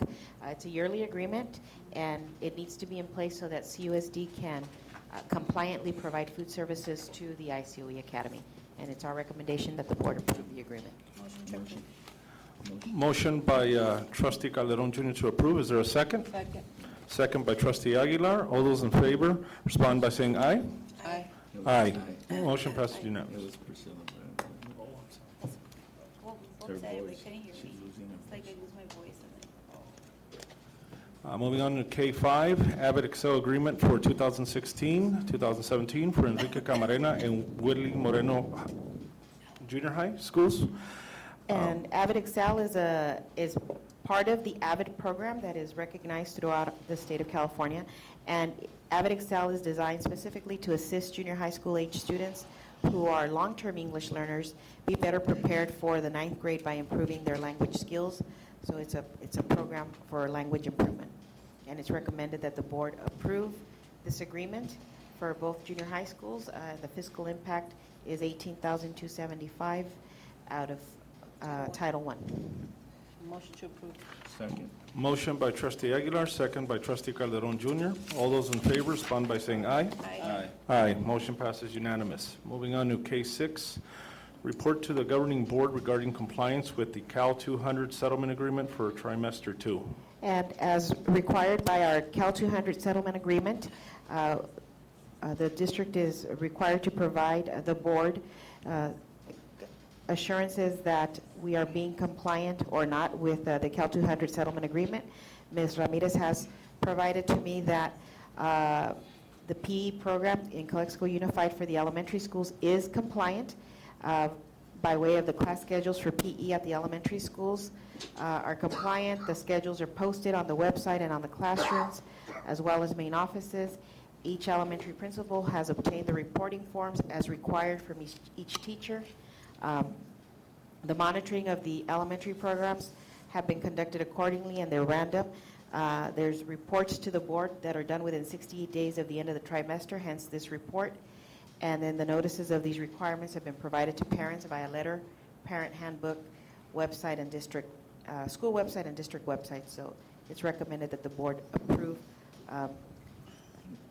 this report to the board. And Ms.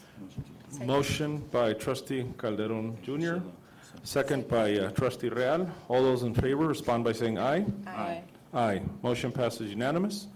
Moving on to K7, proposal from All Valley Fence and Supply to install fence at Kennedy Gardens Elementary and various areas. So we are in dire need of installing a fence at Kennedy Gardens along the south side, south end of the perimeter fencing between the school's property and the homes along Robert Kennedy's street's home backyards.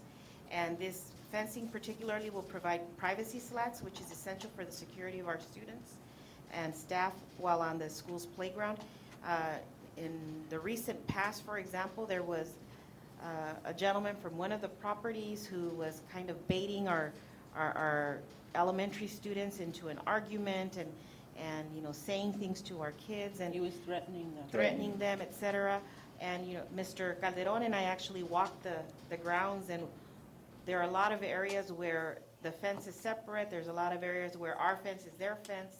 And so one of the things that I charged Mr. Nielsen to do is to seek a proposal for the fencing. It comes under the $70,000 or the $86,000 threshold, and so it's $51,726 out of LCAP for the fencing under safety, and that's my recommendation for the board to approve this fence. Ms. Somebody, I got a question. Does this include also the removal of the old fence? No. No? What we're going to do is just move it into our property a couple of inches. Also, you're going to leave the old one? Just leave their fence, Okay. So they So there's basically have to that go space through in two between them fences, both of them. leave their old fence, and then just install our fence within 3 or 4 inches inward of our property, and just install the fence that way. Ms. Ambriz, Yes, ma'am. what about the driveway into the kindergarten and the gates that are not locked?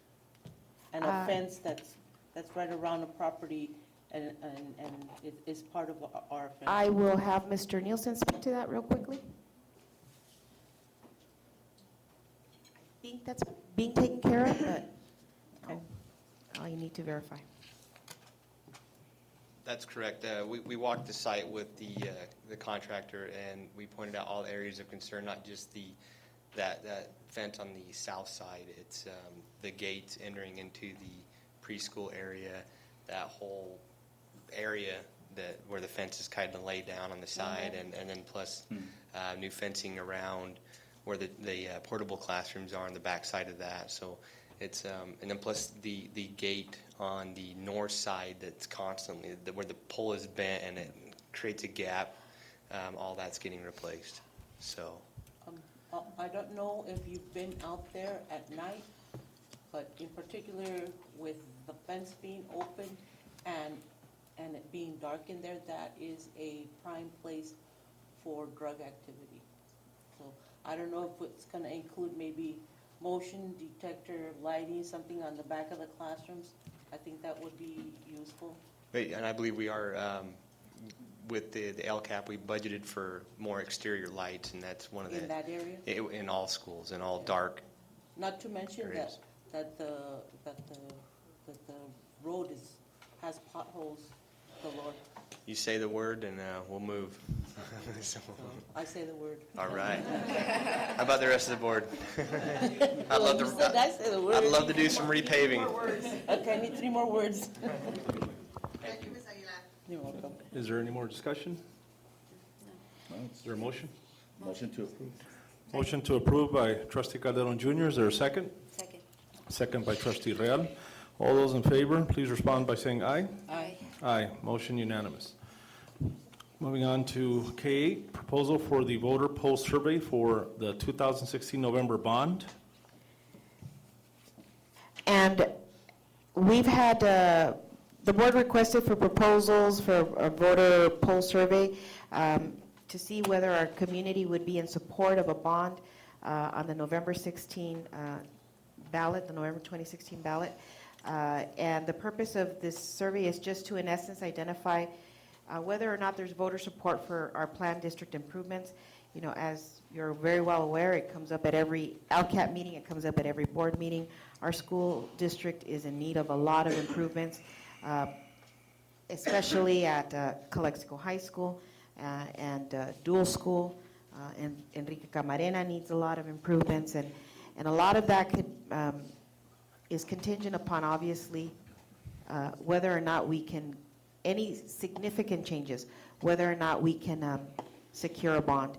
And so we were able to secure, I think, 3 different proposals for this particular item. And it is our, there were 3 that were given, and we would recommend that the board approve one that does not exceed the cost of $15,000 in total. And I think we had 3 different companies. ISA Advisors and CUSD are the 2 that do not exceed 15,000. Is there any discussion as to the companies, or would you like more explanation? Yeah, I'd like more explanation, Do we but need to pick one right now? Well, let's hear out what the proposals are. So there was a question that was asked regarding the time frame as to when we would have the information back for the polling. And if my memory serves me correctly, CFW is here present, and there's Mr. Norman, and I'm sorry, I forgot your last name, Mr. Rodriguez. But I do believe they did respond earlier this week with, I think, mid-May, that they would have the polling results back to the district. And I think that ISM Advisors did respond with relatively the same time frame. So this was something that was, brought to the board, brought at the request of the board, and my recommendation is to choose a company that does not exceed the $15,000, and both of those companies are there. We've worked with CFW in the past, and I have no complaint with their work, and it's up to the board. I also believe, Ms. Randall, that there was an email that at least 2 of our trustees received, maybe all of them, I'm not sure, a few weeks back about a gentleman who cited that working with... It was a lady. Or a lady, working with companies such as CFW and ISOM for voter That was illegal. activity. Oh, that it was center, illegal and that it was illegal. And I know correct, that and we we- sought a legal opinion. We did, and- from our legal From legal counsel on counsel, that. and it's not illegal to do this type of work and. Because they're and not do- lobbying. They're not lobbying or at doing all. anything like that on behalf of the district. They are polling the district, polling the citizens regarding a bond issue. And this is not illegal, this is not an illegal practice, and we can proceed. So if we with this. vote on this, we're not going to get arrested? That is correct. That is correct. Well, you're on record now. So. Marty Hom, do you hear? No, I'm kidding, but seriously, in all seriousness, it is not illegal to move forward in this process. So, Well, because there was concern. Yeah. I'm one of them, the ones that received the email. Yeah. And I forwarded, Yeah, and I forwarded it to Ms. Somebody to follow up on it. And I hadn't heard anything, and I see this in the agenda. That was my concern. So we are certainly operating within the scope of the law, and this is Yeah. not an illegal Because I activity. enjoy my freedom a lot. Yeah, as do I, and yes, so don't worry, we're not doing anything that is illegal by approving either one of these contracts. And this is going to start now for Yes, they will start kind of immediately. November or June? It's for the November election, but the process of the polling will start relatively quickly, so that we can have results as to what, if the community would support something on the November ballot. Were there any other proposals? Yes, there were. There was a company, I don't know the name off the top of my head, it's up there, I can't. Yeah, it's on. Yes, and that's a very reputable company as well. However, their fee was significantly higher. It was almost double what the other 2 companies, for the same work. So in regards to whatever company we choose, the script or the message that they will be submitting to the community, where will that come from? Will they be working with the district, or will there be a committee in regards to what they'll be asking? And I'm going to ask them to step up and provide that information. Thank you. Good evening, members of the board. I'm Miguel Rodriguez here with Caldwell Flores Winters. With respect to the methodology of the survey, there's a number of things that we look at. One is we look at general sentiment of the community and how they regard the district. Things like, for example, the quality of the education, the direction of the district as a whole, the management of finances. And following that, then we work with the district also to compile a list of project needs. And we put those project needs around specific areas such as, for example, technology, student support facilities, sports facilities as an area on its own. So we would steal those from the existing facilities needs assessment and then build them into the survey, and then also identify certain arguments that we feel would resonate with the community to see what the different responses are, I should say reactions really.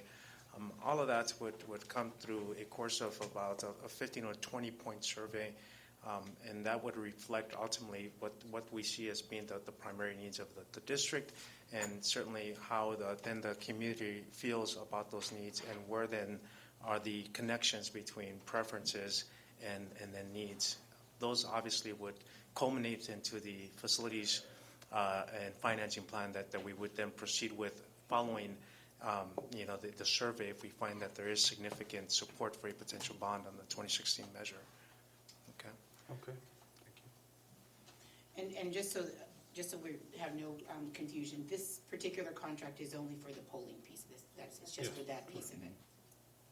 not guaranteed. Right, anybody you're guaranteeing, any firm, any type of, this is just specifically for the polling piece of it. Okay. Do we need to pick one now? Do you have a recommendation? Well, I'll make a recommendation that at this time, CFW is here. They are representing their proposal, and they do not exceed the $15,000, and my recommendation would be for the district to move forward with CFW's proposal. Is there any more discussion? I'm not interested in either of them. Okay.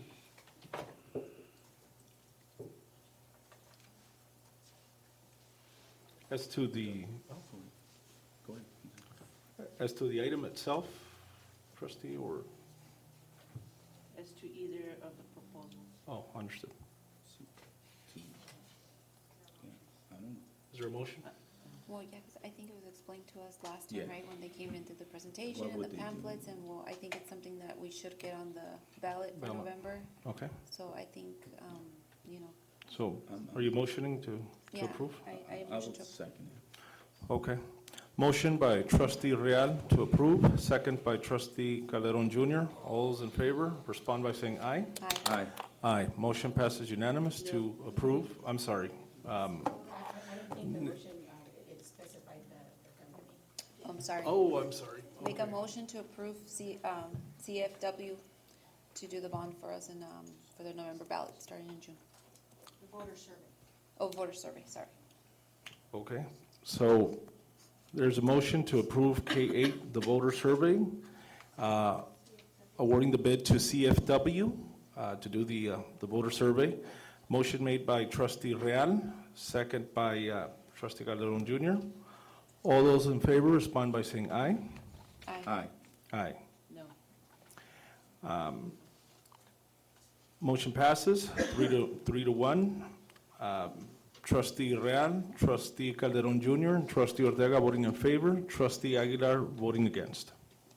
Moving on to K9, sunshining of ACT proposal to negotiate an agreement with CUSD.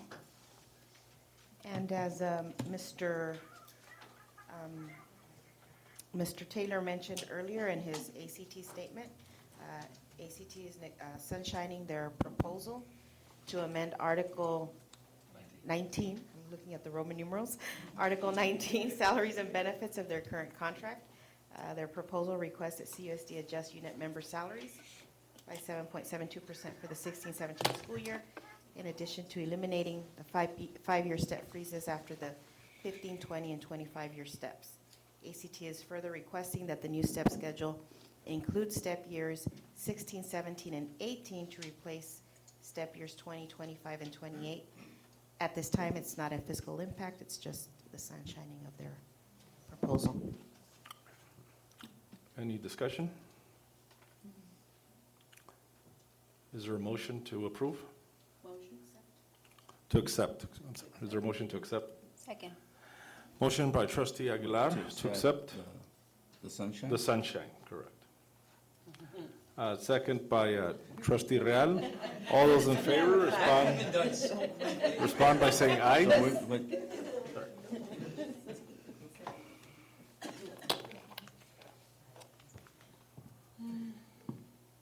There's a motion on the floor. A second. Yeah, there was a second by trustee Real. All those in favor, respond by saying aye. Aye. Aye. Aye. Motion passes unanimous to accept the sunshining of ACT. Moving on to K10, approval to seek bids for Calexico High School all-weather track. This is Well- the one he talked about earlier, correct? That was going to be on the agenda? Yeah, part of what we were talking about earlier. So we're going to have new bleachers, and we really believe that we need an all-weather track to stay, that our kids deserve it, our community deserves it.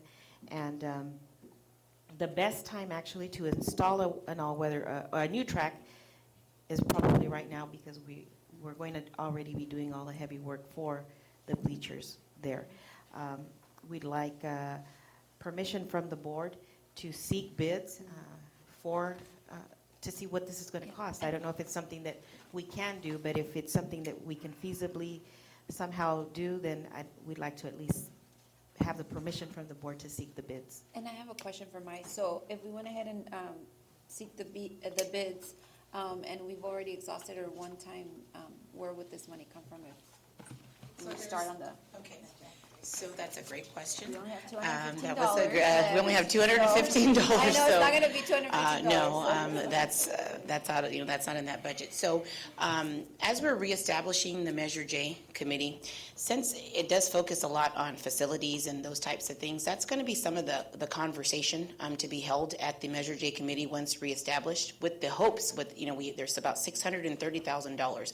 Well, we know we can't build a new facility. We know we can't really do a whole lot with $630,000. However, if that $630,000 can help towards a new track, so that's going to be kind of the recommendation of the district to kind of, through the committee, that you see that we're building this state-of-the-art football track facility here. So this is the last missing component here, and would they entertain that? Because that is an item that was in that bond, which is our football field and our sporting facility. So that's going to be some of hopefully the conversation at the Measure J committee, and hopefully we'll be able to make that recommendation through the committee and be able to use those funds in that manner. Okay. Now, will the Measure J funds cover the entire track? Probably not, but it would definitely It would, chunk we're away a hoping big that chunk it would of it. cover 2/3 of it at least. So the balance would have to come from, be written into the LCAP, or from our general fund. Okay. I make a motion to seek for bids. That way we can have a more accurate number of what's going to cost for us to actually Okay. finish the last puzzle for the football field. Motion by trustee Real to approve to seek for bids for Calexico High School all-weather track, second by trustee Calderon Jr. All those in favor respond by saying aye. Aye. Aye. Motion passes unanimous to approve to seek bids. Moving on to K11, quarterly report on Williams uniform complaint, January 31st, 2016. And our report is that there were no complaints for the quarter ending January 31st. There were no Williams uniform complaint reports for that period ending January 31st of 2016. Is there any discussion or questions? Motion.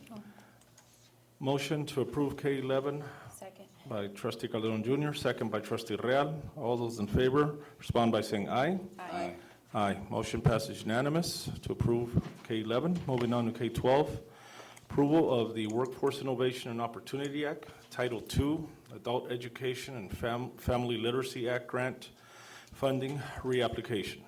On a yearly basis, our adulted program reapplies for this grant, and this is just a yearly requirement for that reapplication, that it be board approved. Motion by trustee Calderon Jr. Is there a second? Second. Second by trustee Aguilar. All those in favor respond by saying aye. Aye. Aye. Aye. K12 passes, unanimous. Moving on to K13, approval of declaration of need for fully qualified educators for the 2016-2017 school year. CUSD makes every effort to hire fully qualified teachers with all of the applicable credentials required for their employment. However, at times, it's necessary to hire educators still needing to meet a minimum credential requirement at time of hire, and as such, CUSD may need to request a waiver for them. An example of that is when somebody hasn't met all the requirements to teach English learners, for example. And so sometimes we ask for waivers for the English learner requirement. And in order to secure an educator under a waiver, it's recommended that the board approve this declaration of need for fully qualified educators for the 16-17 school year. Absent this approved declaration, we would not be able to hire anyone under waiver, not even for summer school. So it is imperative that this declaration of need be approved. Motion by trustee Calderon Jr. Second. Second by trustee Real. All those in favor respond by saying aye. Aye. Aye. Motion passes unanimous. Moving on to K14, resolutions regarding disposition of surplus asset and non-asset technology and office furniture equipment. Our district continues its ongoing efforts to clean our schools and facilities district-wide, and as such, we find it necessary to dispose of surplus asset and non-asset technology and office furniture equipment, and it's the recommendation that the board approve the resolution to appropriately dispose of these items. Motion. Motion by trustee Real, is there a second? Second. Second by trustee Aguilar. All those in favor respond by saying aye. Aye. Aye. Motion passes unanimous for K14. Moving on to K15, denial of claim, Melina Ramirez versus CUSD. Okay, so K15, K16, K17, and K18 all have the same explanation. They will have to be voted on separately, however, because there were 4 different claims that were filed. So one of the parties that submitted a claim, I believe it's Natalie Padilla. She is the parent of the claimants in K15, K16, and K17. She's an adult that claims that each of her children are identified in the claims. The allegation is that a food service truck driver was driving behind her vehicle and accidentally hit her car while her children were in it. She has submitted a claim for herself and each of her children against the district. What we, CUSD, know at this time is that at the time, that our driver was driving behind Mrs. Padilla's car, that she made an abrupt stop and he had to brake suddenly. The car behind him hit him, thus causing a reaction, multi-vehicle reaction. And so it is a recommendation of the board, it's the recommendation of the superintendent to the board that you reject each of the claims, and at this time to reject claim K15 so that our insurance company can take care of it, and it would be the same recommendation for each of the items of K15, 16, 17, and 18. Deny K15. Okay, 15, motion to deny K15 by trustee Calderon Jr. Is there a second? Second. Second by trustee Real. All those in favor respond by saying aye. Aye. Aye. Motion passes unanimous. Moving on to K16. Motion to deny K16. Second. Motion by trustee Calderon Jr. to deny K16. Second by trustee Real. All those in favor respond by saying aye. Aye. Aye. Motion passes unanimous. Moving on to K17. Motion to deny K17.